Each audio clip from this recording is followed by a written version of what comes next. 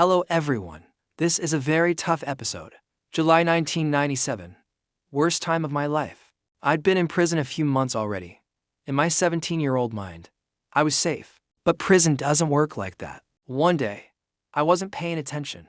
We were lining up after the gym, walking back to the housing unit. Suddenly, boom, I get hit hard. A sharp blow to my neck. I drop to the floor instantly. Everything feels off balance. I try to stand up, dizzy. I see him coming toward me, bigger and stronger. Instinct kicks in and I start swinging wildly. But nothing landed. He punched me quickly, then grabbed me. I held his arms tight, doing my best to avoid getting hurt. Then he tries to choke me. He's yelling in my ear. I remember how bad he smelled. I can't move. I can't break free. COs are yelling at him to stop. Finally, he lets me go.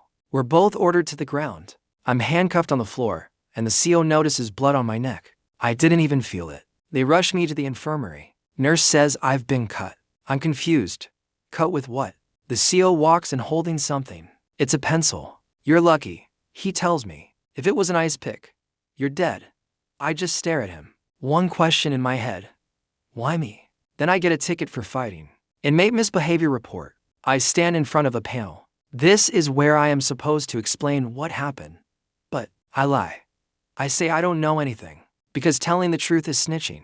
He gets 90 days in the hole. I get 30 days for defending myself. None of it makes sense. I was just trying to survive. Solitary confinement.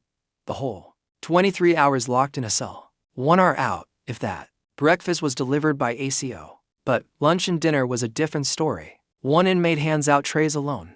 Up and down tier. No officer watching. First day, lunch comes. He skips my cell. He walked right by it. I yell, "You forgot me." He keeps walking.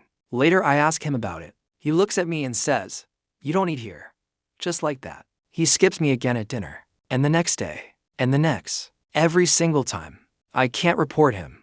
That makes me a snitch. I can't confront him either. He's free to move around. I'm locked in 23 hours a day. So, I make a plan.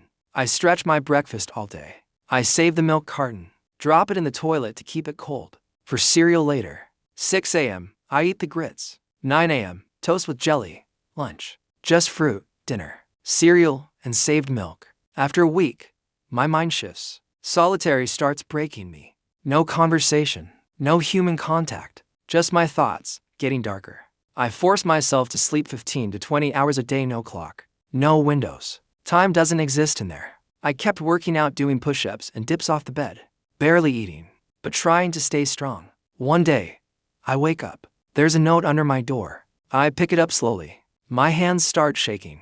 It says one thing. There's a hit on you. No details. No explanation. My heart drops. I might not make it home. I don't even know why. What did I do? Sometimes I cried quietly. Sometimes I screamed out loud. Fear turns into anger, and I start yelling at God. Why is this happening to me? I started punching the wall until my hands bled.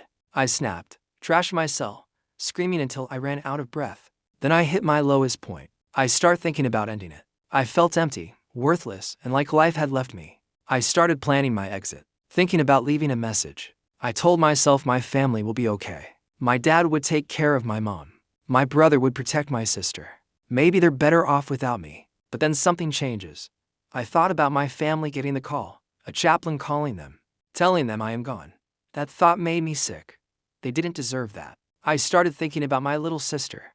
Her letters, her drawings, her pictures, the games we played during visits. I can't leave without saying goodbye. I can't do that to her. She becomes my reason, my strength. Days pass. My thoughts faded away. Thank God, after 28 days, I was released early. They needed space for someone with more time than me. Back to general population. 2 more days locked in cell. To finish the full 30. After that, I was grateful for meals, eating, and saving everything. Getting out of the hole felt like having a piece of freedom. I kept saying the note wasn't meant for me, and I couldn't do anything about it. But I stayed alert, with my head on a swivel. Thanks for listening. Please help anyone struggling by sharing mental health resources.